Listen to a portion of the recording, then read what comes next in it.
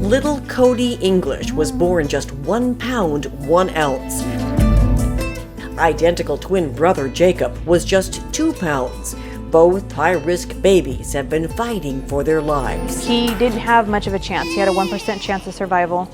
And, you know, it was 1% chance of survival for him, 50% chance for Jacob. And so the odds were not in our favor. You know, everybody's under the assumption this happens to someone else and not my child, till it truly happens to that family. And then they realize that this is the most stressful, most anxiety-provoking period in their life. But things are looking up for the twins. Jacob is now home, and little Cody has graduated to UCLA's Neonatal Intensive Care Stepdown unit. I think what really happens in this unit is we are trying to help babies transition from dependence on technology to self-dependence.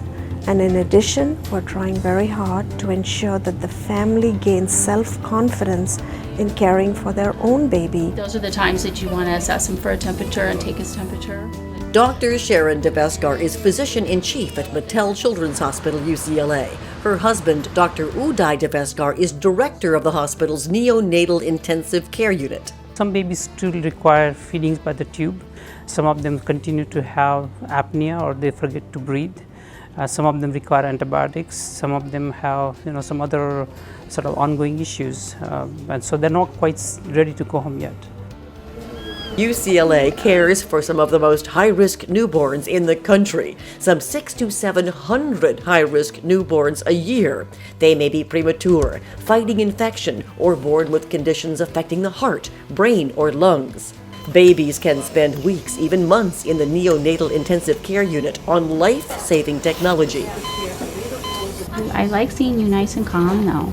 Advancing to the Stepdown unit offers parents and families a private room, a quiet place to take over the responsibility of their baby's care. If the baby needs to go home and they need to have a in and out catheterization, then we teach them that. Basically whatever they need to learn so they can take care of their own baby. The babies with G-tube feeding, babies with trachs, changing the trachs every day, every single thing that they need to learn, we teach them. Once they put the G-tube in, you'll want to wash with warm water around the G-tube site.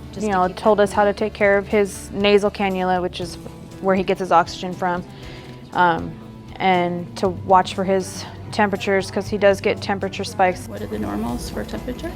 30s. They've taught us everything that we need to know for when he does go home. One of the most gratifying things that happens for me is when those babies are actually going home. And we've helped to instill confidence in the parents that they can do it. They can take care of their babies, even their sick baby. And they have all of the tools, the resources necessary, and they can always call us for help or guidance. The unit offers support groups where families come back with their babies. There are many success stories to share. No one can truly understand what these families are going through except other families going through it. So this is a place where we help to link those families together and they support each other. She's doing great. Health-wise, she's just doing great. She's gaining weight. She's meeting all her developmental milestones. She's happy. She loves people because she had such a great experience with all the nurses. I knew this day was going to come, let's say, put it this way, but I didn't think it was going to be this good. This guy is just a delight. Look at him. The beauty of it, the pleasure of it is that we see these babies do so well. It's wonderful. We are so lucky to be a part of this phase of their life. And I think we come here with one thought in mind, and that is to make a difference to the babies and their families.